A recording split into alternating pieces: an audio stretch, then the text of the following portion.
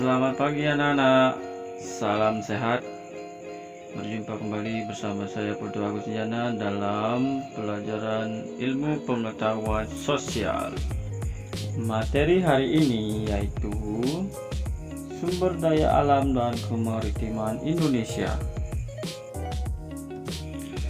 Tujuan pembelajaran hari ini yaitu yang pertama menjelaskan pengertian sumber daya alam, yang kedua menjelaskan potensi alam hutan, tambang, dan kemaritiman Indonesia, yang ketiga menjelaskan fungsi SDH hutan, tambang, dan kemaritiman Indonesia. Sumber daya alam adalah semua bahan yang ditemukan manusia dalam alam yang dapat dipakai untuk kepentingan hidupnya.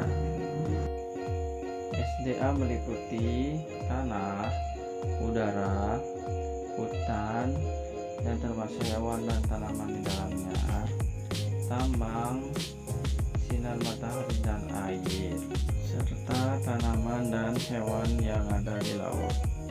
Untuk hari ini kita akan membahas 3 saja dulu. Yang pertama SDA hutan, yang kedua SDA tambang, dan yang ketiga kemaritiman. Nah, yang pertama potensi sumber daya hutan. Nah, tahukah kalian, hutan di Indonesia memiliki potensi yang sangat besar, yaitu mencapai 99,6 juta hektar atau 52,3% dari luas wilayah Indonesia. Hutan-hutan tersebut masih dapat dijumpai di Papua, di Sumatera, kemudian di Kalimantan, ada di Jawa, dan yang terakhir ada di Sulawesi. Nah, selain hutan yang luas, hutan Indonesia juga menyimpan kekayaan flora dan fauna atau keanekaragaman hayati yang sangat besar. Bahkan banyak diantaranya merupakan spesies endemik atau hanya ditemukan di Indonesia, tidak ditemukan di tempat lainnya. Hasil hutan sebenarnya tidak hanya sekedar kayu. Hutan tropis yang dimiliki Indonesia juga menghasilkan buah-buahan dan obat-obatan. Namun demikian, hasil hutan banyak dikenal penduduk adalah sebagai sumber kayu.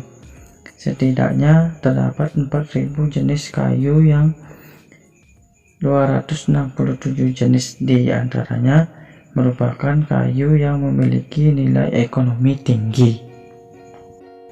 Adapun fungsi hutan yaitu yang pertama sebagai tempat menyimpan air. Jadi maksudnya mengalirkan ke sungai-sungai dan danau-danau sehingga pada musim kemarau tidak mengalami kekeringan. Yang kedua, tempat hidup bagi flora dan fauna. Nah, hutan jadi sumber makanan. Yang ketiga, mencegah terjadinya erosi atau pengikisan air. Yang keempat, menghasilkan oksigen. Nah, yaitu maksudnya menyerap karbon dioksida sehingga suhu bumi terkendali.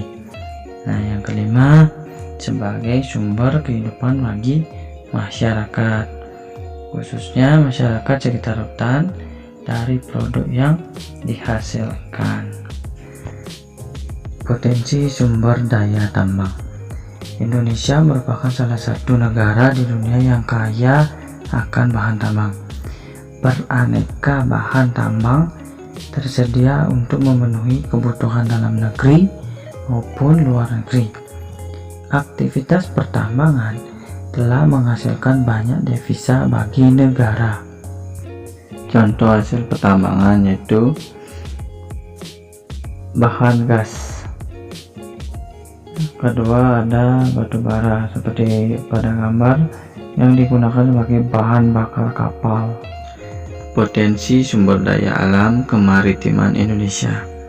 2/3 wilayah Indonesia merupakan laut, yaitu sekitar 5,8 juta km persegi. Di dalam laut tersimpan kekayaan alam yang sangat luar biasa besarnya. Potensi kekayaan laut tidak hanya berupa ikan, tetapi bahan tambang seperti minyak bumi, emas, nikel, bauksit, pasir, biji besi, timah, dan yang lain-lainnya yang ada di permukaan laut. Kekayaan lain dari sumber daya laut adalah sumber daya alam yang berupa mangrove, terumbu karang, dan yang lain-lainnya.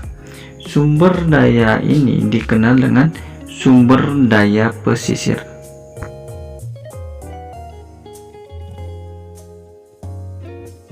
Oke, cukup sekian pelajaran hari ini. Semoga bermanfaat. Sampai ketemu minggu depan.